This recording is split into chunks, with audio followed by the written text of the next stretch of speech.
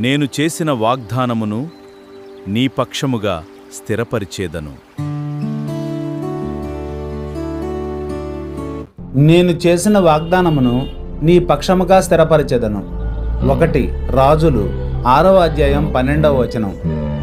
ప్రియ సహోదరి సహోదరులారా, ఈ వాక్యం దేవుని నమ్మకాన్ని, ఆయన వాగ్దానాల స్థిరత్వాన్ని గుర్తు చేస్తుంది.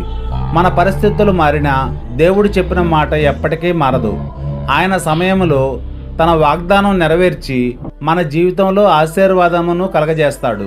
కాబట్టి భయపడకుండా విశ్వాసముతో ముందుకు సాగుదాం. ప్రియులారా, నీవు కట్టుచున్న ఈ మందిరమును గూర్చి నీవు నా కట్టడాలను అనుసరించి నా న్యాయములను జరిగించి నా ఆజ్ఞలన్నింటినీ గైకొని వాటి ప్రకారం నడుచుకుని ఎడల నేను నీ తండ్రి అయిన దావీదుతో చెప్పిన నా వాగ్దానమును నీ ఎడల స్థిరపరచెదను. ఈ వాక్యములో దేవుడు సొలొమోనుతో మాట్లాడుతున్నాడు.